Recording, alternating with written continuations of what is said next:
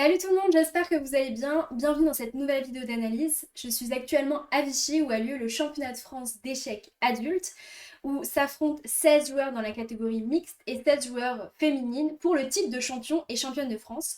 Mais autour de ce championnat national, il y a le championnat de France adulte qui est ouvert à tous les joueurs d'échecs avec plus de 1000 participants et les participants jouent dans des Open. Chaque Open est attribué à un classement en particulier. Personnellement, je joue dans l'Open B, donc pour les joueurs dont le classement est entre 1850 et 2000 Elo. Et à la ronde 1, j'ai affronté un 1950 avec les blancs. Donc voici ma partie. Donc je joue E4, rien de particulier. E5, cavalier F3, cavalier C6, et je joue le gambit écossais. Donc le gambit écossais, l'idée, comme le nom l'indique, c'est un gambit. Je vais sacrifier le pion D4 que je viens de jouer pour l'activité. Donc il prend le pion et je ne vais pas reprendre du cavalier. Ça existe de reprendre avec le cavalier. Mais je décide de jouer l'activité en sortant mon fou en C4. Le fou ici, l'idée c'est vraiment que ce pion est le pion le plus faible en fait de l'échiquier au départ puisque il est défendu qu'une seule fois par le roi. Donc je vais essayer d'attaquer sur ce pion F7. Et il va jouer cavalier F6. Et alors l'anecdote qui est amusante sur cette partie, c'est que je joue toujours dans cette ouverture petit roc. Donc en fait c'est théorique, cavalier prend, tour E1, D5, fou prend, donc je vous montre un peu où on est censé arriver. Cavalier ici, pour récupérer la pièce que je viens de donner. Il ne peut pas prendre, attention, ici le cavalier parce que sinon il y a dame prend dame. Et donc il va jouer par exemple dame à 5, cavalier prend, et en gros après c'est une partie, mais tout ça c'est théorique. Et je sais pas ce qui s'est passé. À ce moment-là de la partie, au lieu de faire petit roc, j'ai joué mais genre tempo E5 qui n'est pas du tout mon ouverture. Et quand j'ai joué E5, je me suis dit, mais mince, c'est pas du tout ce que je joue d'habitude. En fait, E5, je le jouais quand j'étais plus jeune, même petite, et j'ai arrêté il y a très longtemps de jouer E5 pour changer et jouer petit rock. Et le contexte que j'aimerais vous parler, c'est que ça faisait hyper longtemps que j'avais pas joué de partie longue depuis le championnat du Maroc. Et en fait, de me retrouver comme ça dans une partie d'échecs dans un tournoi, la première partie est toujours très particulière. En fait, l'ambiance est un peu bizarre parce que j'ai l'impression de plus savoir jouer aux échecs. J'ai l'impression de pas bien voir l'échiquier. Vraiment un sentiment où je vois rien, que je calcule rien et que je sais plus jouer. Et je pense que ça fait cet effet-là à beaucoup de monde. Dites-moi en commentaire si ça vous le fait aussi. La première ronde de tournoi comme ça, quand ça fait longtemps que vous n'avez pas joué en 3D, disons. Bah moi, ça me l'a fait et j'étais pas très à l'aise. Bon bref, du coup j'ai joué 5, je sais pas, tempo, très bizarre. Donc il joue cavalier E4 et là je me souviens, j'ai dû me rappeler de mes souvenirs de quand j'étais vraiment petite, que sur cavalier E4, moi j'avais appris C3. L'idée c'est que sur pion prend C3, en fait je vais gagner la pièce en jouant dame D5. Dame D5 c'est très fort puisque je menace à la fois le mat en F7 et à la fois le cavalier. Et il ne peut pas défendre et le mat et le cavalier, donc je gagne une pièce. Mais évidemment il ne va pas prendre et en fait il va jouer D5. C'est pourquoi en fait dans cette position, la théorie, enfin une des théories, c'est de jouer petit roc. Mais moi j'ai joué C3 parce que c'est ce que je jouais quand j'étais enfant en fait. Et je m'en suis rappelée. Donc C3, et là il va jouer le bon coup, donc il va beaucoup réfléchir. Faut savoir que cette partie, elle dure c'est pas beaucoup de coups qu'on a joué, peut-être une quinzaine de coups, et on a réfléchi plus de 3 heures rien que sur l'ouverture. Sur les 10 premiers coups, on a passé 3 heures. C'est énorme. Donc je joue C3, et là il va jouer D5. Et là, plusieurs questions se posent. L'idée, c'est que j'ai donné un pion, faut s'en rappeler, j'ai un pion de moins. Donc évidemment, j'ai donné ce pion pour avoir de l'activité et une contrepartie. Mais là, pour l'instant, je n'ai pas encore créé ma contrepartie. Donc c'est embêtant, je ne peux pas faire ce que je veux parce que j'ai un pion de moins. Donc j'ai pas mal calculé, j'ai pris du temps à réfléchir ici. Euh, Évidemment, il y a tout de suite la prise en passant auquel on pense. Seulement après cavalier prend, il attaque mon fou et du coup je perds un temps et j'ai pas le temps de récupérer son pion. Moi je veux absolument récupérer le pion D4 parce que je comprends rapidement à ce moment-là que j'ai plus d'activité et que je vais pas pouvoir attaquer sur son pion F7. L'autre possibilité, c'était aussi de jouer un coup comme fou B3. Seulement j'avais vraiment peur de fou G4. Puisqu'après fou G4, je suis clouée. Et en fait, je ne vais pas pouvoir reprendre ce pion parce que si je reprends ce pion, et bien tout simplement, il y a fou prend F3, dame prend F3 et cavalier prend D4 et je suis mal. Donc, c'est pas ce que je voulais jouer. Donc ça, j'avais calculé. Pareil, j'avais aussi calculé un coup comme fou D3, mais j'aimais pas aussi parce qu'il y avait fou G4. Fou G4 est vraiment embêtant. En plus de ça, il développe son fou, donc il récupère du développement. pour lequel il avait un peu un retard et c'était un petit avantage que j'avais grâce au gambit que j'avais joué. Et donc je peux pas me permettre de lui laisser du temps en fait. Donc j'ai décidé de faire la prise en passant. Et donc j'ai calculé. Après, pion prend des 6, cavalier prend des 6. Donc il attaque mon fou en C4. Et il faut pas le mettre n'importe où. Donc je décide de le mettre en D5. Puisque je me dis en fait, si jamais il prend le pion en C3, et donc il se dit j'ai gagné un pion, je vais jouer sur sa structure. Fou prend, échec, pion prend, cavalier prend. Et donc en fait j'ai un pion de moins, mais j'ai affaibli sa structure de pion. Et ça c'est ma contrepartie que j'ai trouvée d'avoir joué un gambit. Il me fallait absolument une contrepartie. Donc c'est pourquoi j'ai joué fou D5. Et il a eu très peur de mon coup fou prend D5. Il voulait absolument pas avoir une structure de pion doublé isolée, c'est très dur à jouer. Et en fait là je comprends facilement que malgré mon pion de moins, si j'arrive à affaiblir sa structure, la partie sera égale et je vais pas la perdre a priori. Donc ce qui va décider de jouer, et c'est ce que j'avais calculé aussi, là on peut se dire mais tout de suite mais il y a dame E7 échec. Et comment je défends mon roi? Bah le seul coup que j'ai c'est soit roi F1, soit dame E2 parce que je ne peux pas le défendre autrement. Et alors, leur dit de jouer roi F1, alors j'ai hésité de jouer roi F1, mais franchement, c'est quand même très dur à jouer pour les blancs de jouer sur cette structure. En fait, je me suis dit tout de suite, il peut jouer fou D7 pour défendre son cavalier. Et imaginons que je reprenne le pion ici, grand roc, et je me dis, mais c'est super dur à jouer, c'est horrible. Et l'ordi dit que finalement, les blancs sont mieux, ils sont à -1, mais c'est pas non plus énorme. Mais pour moi, si je joue roi F1, je suis vraiment foutu quoi. Donc du coup, je décide et j'avais calculé de jouer dame E2. Puisqu'en fait, sur dame prend E2, roi prend E2, c'est pas très grave que mon roi soit déroqué. Et soit en E2, ça peut apparaître un peu bizarre, mais en fait, l'échange des dames a été fait juste avant, donc ce n'est pas grave. Il n'y a pas d'échec qui arrive. Donc vraiment, c'est pas grave. Et là, toujours dans la même idée, il a eu peur de fou prend C6, qui affaiblirait sa structure de pion. Donc il va jouer un coup, je pense. L'ordi le propose, en vrai, c'est un bon coup. Mais vous allez voir qu'après, dans la partie, ça va quand même le bloquer. Il va jouer cavalier E7 pour, donc, du coup, enlever la menace fou prend C6. Et en même temps, il attaque mon fou. Et donc, en fait, il va gagner un pion. Parce que je dois bouger mon fou. Et après, il va prendre en C3. Et donc, il va finir avec un pion de plus. Donc, je décide de jouer mon fou en B3, coup normal. Pion prend C3, cavalier prend C3. J'ai un pion de moins. Seulement, j'ai un pion de moins, mais je me dis pas, je suis complètement perdante. Je me dis, ok, Sarah, t'as un pion de moins, mais t'as un vrai avantage de développement et de temps, de tempo. C'est ça la contrepartie que j'ai réussi à créer. Alors évidemment, là, je suis à... Enfin, vous voyez la barre, je suis à -1. Enfin, il a -1. Donc, je suis un peu moins bien. Mais je me dis, en vrai, ça se joue parce que mes pièces sont mieux placées que les siennes. Il a ce fou qui pose problème, il n'a pas encore roqué ou son roi, je sais pas où il va le mettre. Et moi, mes tours vont s'activer très vite. Je vais jouer le fou, je vais jouer peut-être aussi sur la colonne C, qui est ma colonne, qui est la colonne semi-ouverte. Donc je me dis en vrai, il y a de quoi faire. Donc là, il va sortir évidemment son fou. Il faut absolument qu'il développe ses pièces. Et là, je vais jouer H3 parce que moi, ce clouage, je ne le veux pas du tout. Je veux que mon cavalier soit libre de bouger comme il le souhaite. Et là, il va jouer fou prend F3. Je joue roi prend F3. Et je suis contente parce que maintenant, j'ai également la paire de fou en plus. Et la paire de fou, c'est un avantage euh, qui n'est pas négligeable, surtout dans des parties ouvertes comme celle-ci. Donc, je me dis, pardon, je me dis, je suis contente, j'ai la paire de fou. Donc là, il va faire le grand roc, encore une fois, il ne faut pas qu'il perde de temps, il faut qu'il développe ses pièces, et vous voyez quand même que c'est très embêtant, et que moi, j'ai pas de problème de développement, et j'ai l'impression d'avoir une meilleure position malgré mon pion de moins.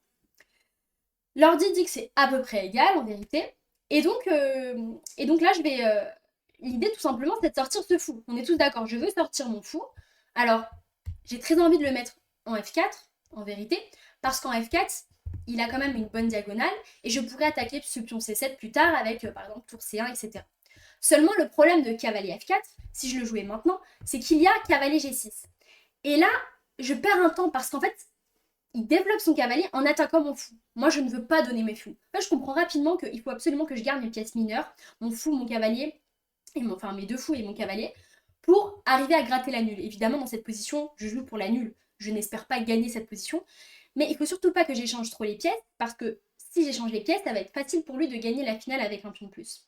Mais c'est mes pièces mineures qui lui posent un problème. Mes pièces mineures sont plus fortes que les siennes. Donc, en jouant cavalier G6, il va gagner un temps, il va attaquer mon fou que je ne veux pas donner. Et après, par exemple, fou E3, Il peut même m'embêter avec le roi, ou par exemple venir en E5. En tout cas, il trouve du jeu, et moi je ne peux pas, encore une fois, me permettre de lui donner du temps et du jeu. Donc je ne peux pas jouer fou F4. Il y a aussi une case qui m'embête beaucoup, c'est que moi en E3, finalement, il me va très bien mon fou. Voilà, il est bien placé, il est près de mon roi, il défend le pion F2, bon, j'aime bien cette position. Seulement le problème ici, c'est qu'il y a tout de suite cavalier EF5. Et encore une fois, il gagne un temps, il sort son cavalier, il va ensuite sortir son fou, et il gagne un temps sur mon fou. Donc la solution que j'ai trouvée, c'est tout simplement de jouer G4, qui est un coup proposé par l'ordi, donc je suis contente d'avoir trouvé ça. G4 parce que je veux absolument contrôler cette case F5. En fait, l'idée stratégique que j'ai à ce moment-là de la partie, c'est de limiter le mouvement de ces pièces mineures qui bloquent son activité, à savoir ce cavalier, ce cavalier, ce fou.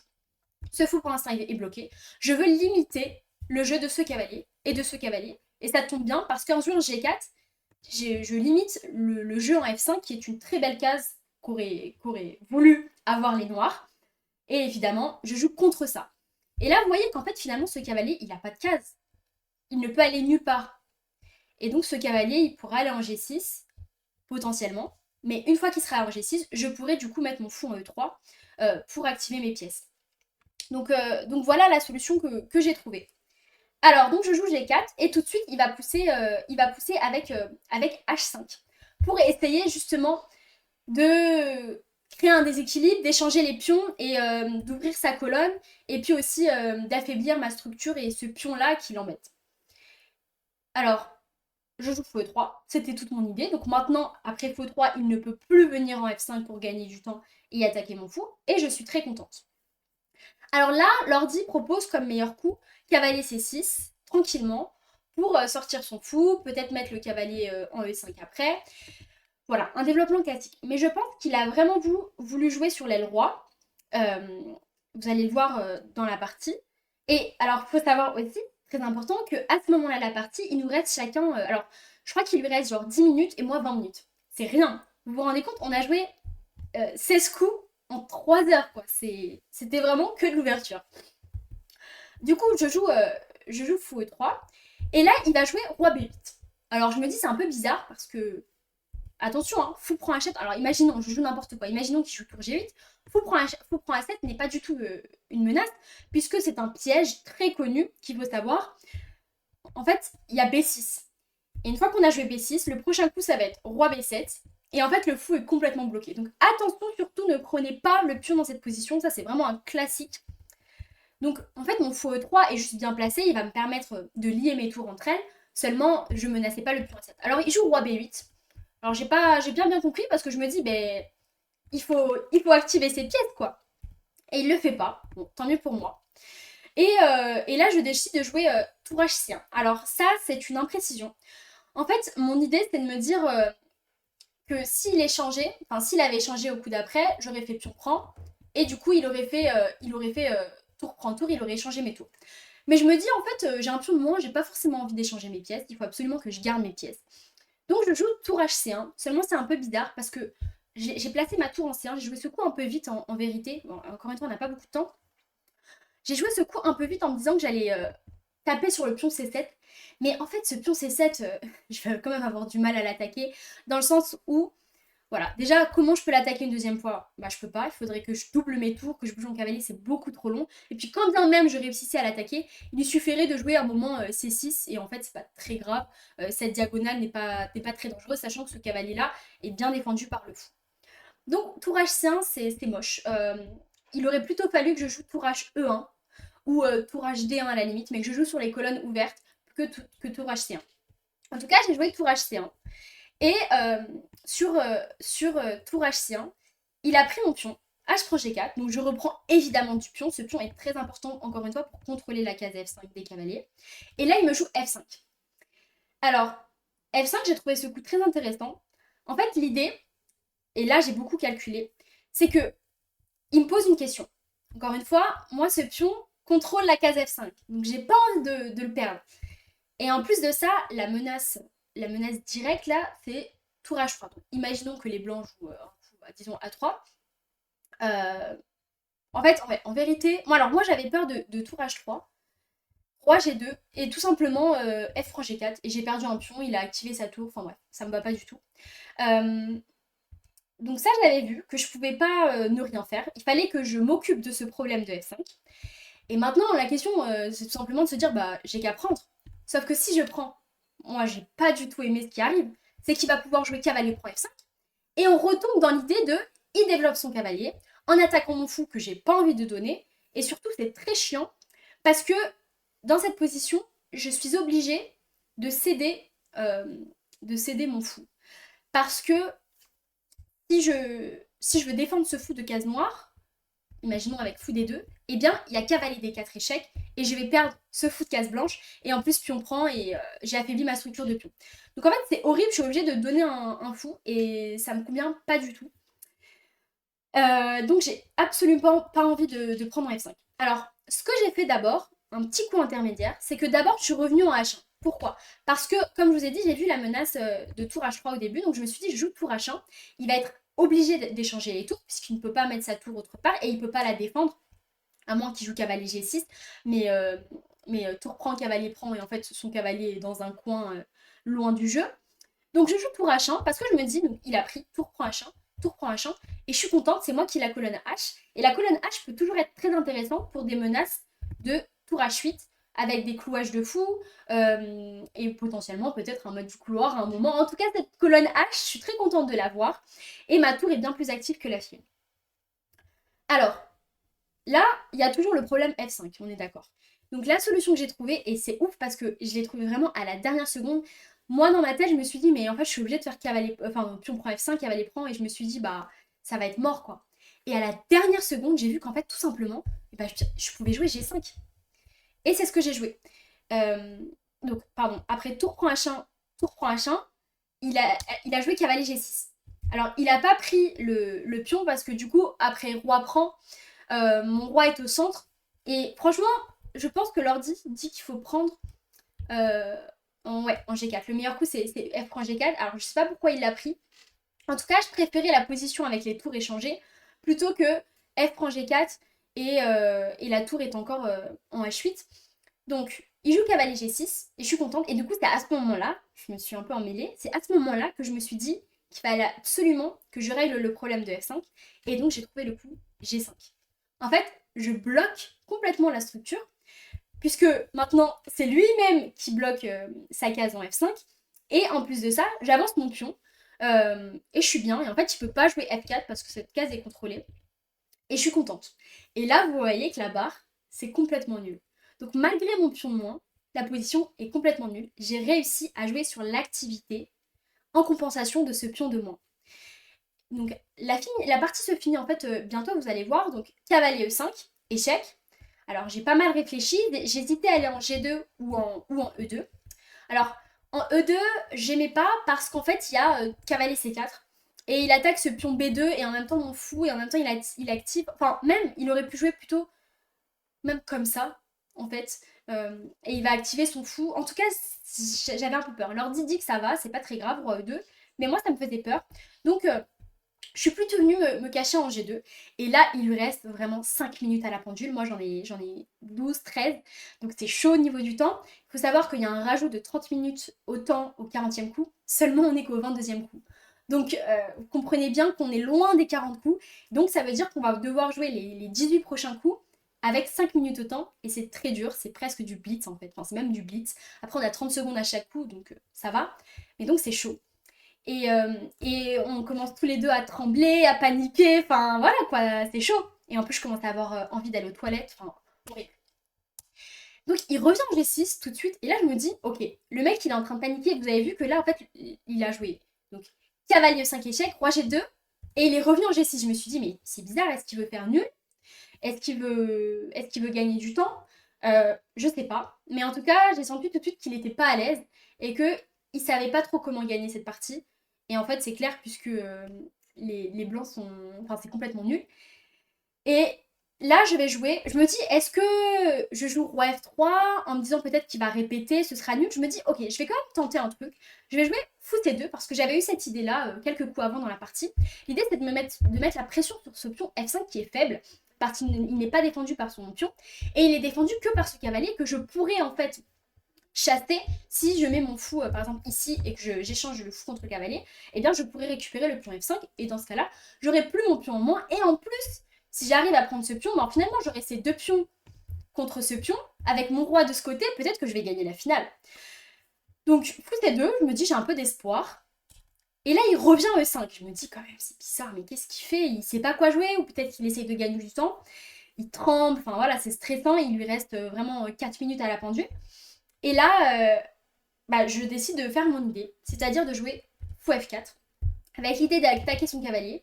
Et si par exemple il revient en G6, et bah l'idée justement c'est de jouer fou prend, fou prend, fou prend. Et en fait j'ai récupéré mon pion et je suis contente. Et je me casse pas plus la tête que ça.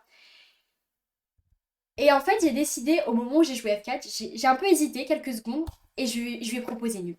À ce moment-là je propose nul parce que il lui reste 4 minutes à la pendule. Parce que je sais que je sens bien qu'il panique un peu et qu'il n'est pas à l'aise dans la position. Et que je pense sincèrement que c'est match nul, enfin que la position est égale, et c'est ce que l'ordi dit. Et aussi, en fait, pour tout vous avouer, j'avais pas forcément envie de jouer encore 3 heures. Dans cette position, c'est égal, mais pour aller jusqu'au match nul où on échange tout, vraiment une position complètement nulle, bah il va falloir jouer encore 1 heure, 2 heures, enfin ça va être long. En plus de ça, encore une fois, on n'a plus de temps à ce moment-là. Moi, il me reste 5 minutes. Là, son temps commence à descendre parce qu'il réfléchit. Et je me dis, c'est un bon moment pour le proposer nul parce qu'en fait, il va prendre le temps de réfléchir. Donc, potentiellement, il a plus de chances de réfléchir, enfin, de dire oui, s'il lui manque du temps. Et il va se dire, ok, je peux pas jouer avec 2 minutes à la pendule. Et c'est ce qui s'est passé. Et en fait, il réfléchit. Et il lui reste 2 minutes à la pendule et il dit, j'accepte. Et on fait match nul. Et aussi, la chose que je voulais vous dire, c'est que, en fait, j'avais pas la flemme de jouer parce que j'avais envie de jouer aux échecs. Seulement, vraiment, le fait que ce soit la première partie. Évidemment, j'aurais toujours ce côté de battante et j'ai envie de gagner.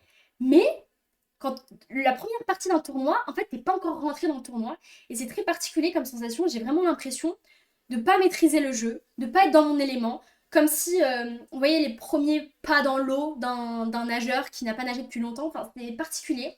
Et donc, je me dis, ok, Sarah, nul reste un bon résultat. Tu fais nul, match nul contre un 1950 dans une ouverture que t'as pas joué ce qu'il fallait. Mais avec un pion de moins, surtout, je suis quand même contente de m'être battue jusque-là et d'avoir gratté le match nul. Mais voilà, je me suis arrêtée là. Je me suis dit, parce que je pense que si t'avais été la ronde 6 ou 7 dans cette position, sachant que l'ordi dit que je suis légèrement mieux, ce que je trouve dingue parce que j'ai quand même un pion de moins, euh, je pense que je l'aurais joué jusqu'au bout. Je me serais battue pour remporter cette game.